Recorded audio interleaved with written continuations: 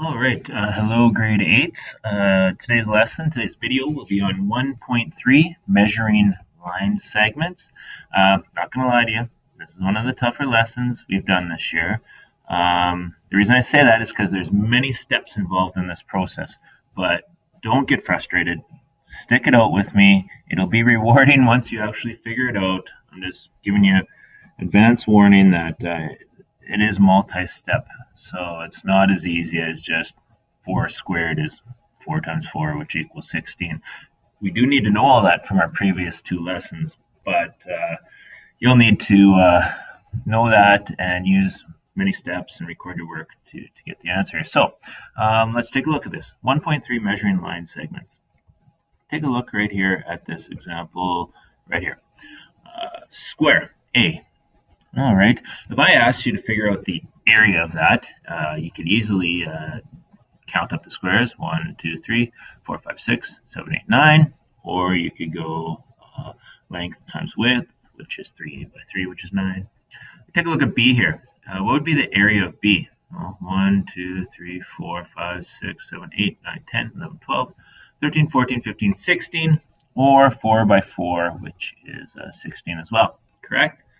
So that's pretty straightforward. That's easy stuff. Where we get into the grade 8 math is examples C and D today. Not as easy all of a sudden once the squares are rotated, like C and D down here. So if I asked you to figure out the area of C right now, you can kind of count it up. 1, 2, 3, 4, maybe 5, 6, 7. It might be 8. Not too sure. Side length, maybe a 2. But it's not as easy as A and B here, right? And same with D. All of a sudden, if I have to count up squares, it's like 1, 2, 3, 4, 5, maybe 6. So you see how it gets a little difficult.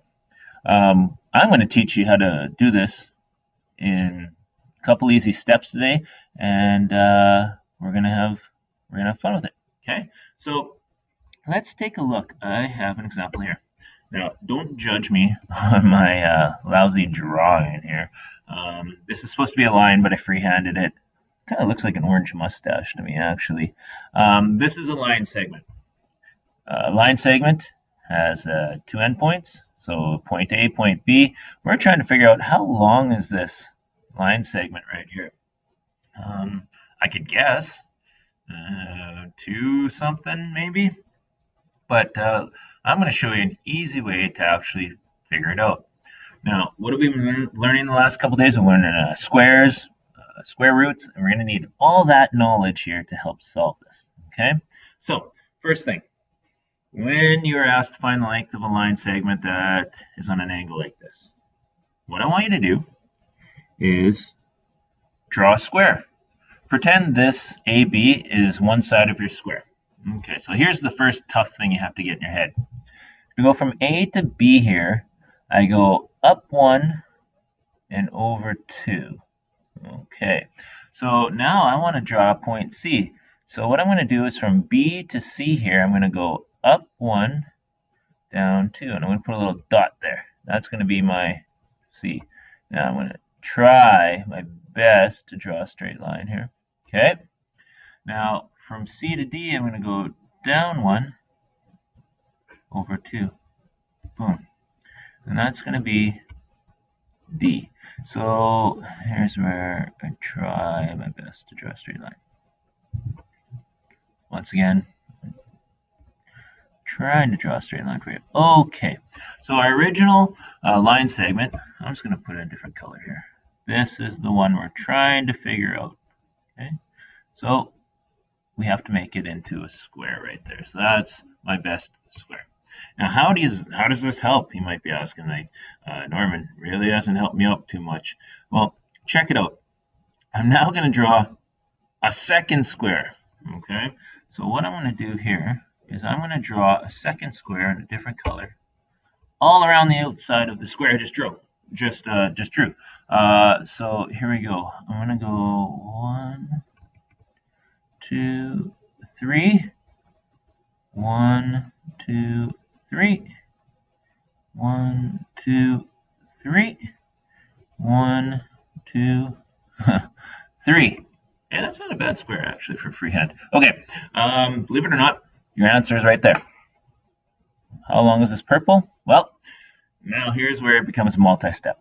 So step 1 was take the line segment, turn it into a square, which we did. Step 2 was draw a square around the square, which I just did. Now, anybody see any shapes other than the square?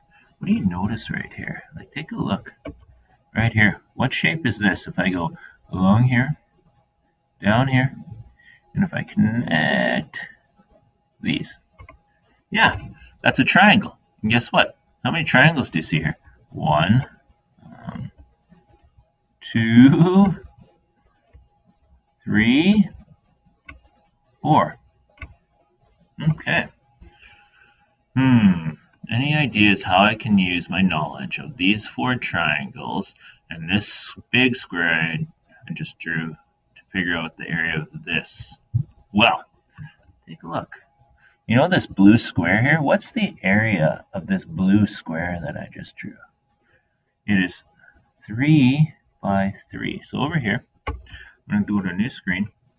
I'm going to say the area of the big square is equal to 9 centimeters squared. Okay, does everybody see how I got that? Let's go back. It's 3 by 3. Okay, so now I know the area of that. Now, if I could figure out the area of these triangles, 1, 2, 3, and 4, if I subtract that from my 9 here, that would leave me with whatever is inside my original square. So let's try and figure that out. Now, I know that the area, area of a triangle is equal to base times height divided by 2. Okay, so let's go back. Whoops, where are we here? Let's go back here. So let's just use this triangle because it's nice and flat here. So the base is 2 and the height is 1. So let's go back here. So we'll go the area of the second triangle is equal to 2 times 1 divided by 2. Well, 2 times 1 is 2. 2 divided by 2 is equal to 1. The area is equal to 1 centimeter squared. Okay, well, let's go back here. So if the area of this is 1 centimeter, guess what? All these triangles are the same size. 2 is a base, 1 is a height. So I can assume that the area of each of these triangles is 1 centimeter squared. So let's go back. So if my original area of my original square was 9 centimeters squared, so my original area is 9 centimeters squared. Now I'm going to take away the area of the triangles, which in this case we said was 1 centimeter squared, 2, 3, 4. I'm going to take away 4 centimeters squared. So 9 subtract 4 is equal to 5 centimeters squared. So the area of this square is 5 centimeters squared. Now I see I'm running out of time. I'm going to go part 2 and I'm going to tell you how, knowing the area of this square that is on an angle, we can determine the side length and all that stuff. So I'll see you in part 2.